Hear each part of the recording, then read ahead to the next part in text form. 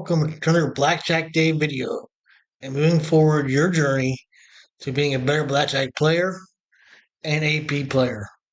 I am Blackjack Dave. I love to play Blackjack, talking about Blackjack and sharing the correct way to play Blackjack with others. Hey, welcome to another video.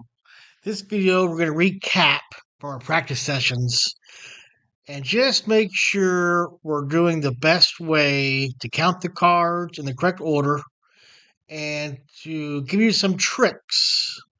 What would I say tricks? But show you a few interesting ways to practice to make sure you keep the count accurate and at a proper speed and doing it in the proper methods. It was Michael Jordan that once said, "You'll never play as well as you practice." And that's coming from a pretty good player.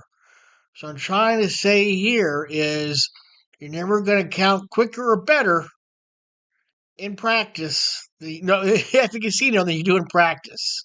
So here's little interesting ways to practice to keep in the count. First, I'm going to show you interesting ways to practice to count, and then teach you some methods we use to keep track of the cards as they're played at the casino. Let's get started.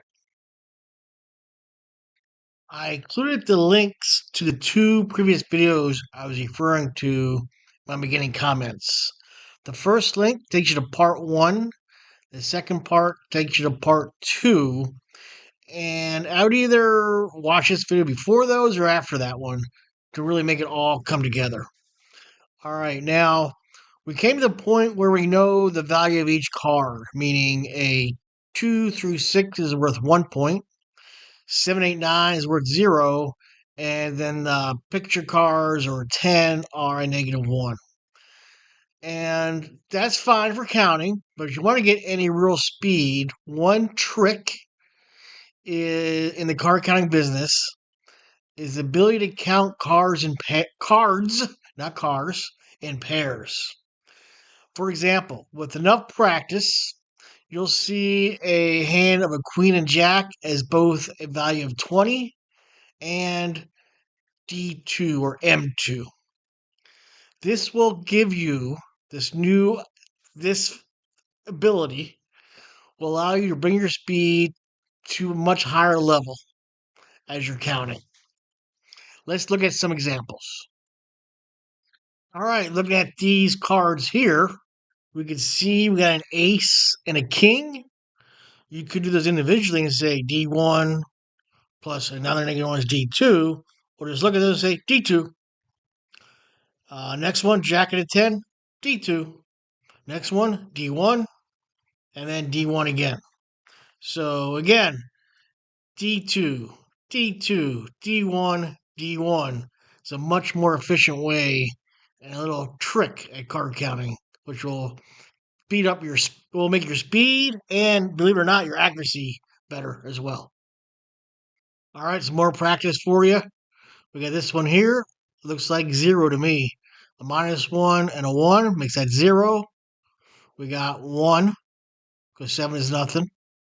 Another 1 because 9 is nothing. 2 and 4. So let's go backwards now. We got 2, 2, 1, 1, 0. Or 0, 1, 1, 2, 2. All right. If you understand everything above, or that we've done so far, then start going through a single deck and turn 2 cards over at a time. Do not keep a running count. Just recite the value of each pair so you can get used to the adding and subtracting which is required. Do this until you are totally familiar with the values of all possible pairs. Then guess what? That's right. Do it some more and more and more. The old saying, practice, what does it do? It makes perfection. Yes. All right, now for the secret moment. Why is it important to be able to uh, count in pairs because the cards are dealt individually, right? Well, yes, but pairing, and you can see, makes it quicker. It is more accurate, and the main value of being able to do pairing is this. Most people think counters track each card as dealt. So the people in charge of the casino watch for players who follow every card as it comes out. Using the pair method of counting allows you to look away from the table as the first card is going down. Very nice technique I like to use is they usually have a screen showing a sporting event at every table. I just mark about a play or something that just happened or the score. This way, it doesn't look like I'm paying much attention to the game, especially when the dealer is dealing the first hand or the first go around. Here we go. So my method or the pairing method allows the first card is going down, then watch as each hand is made with the second card.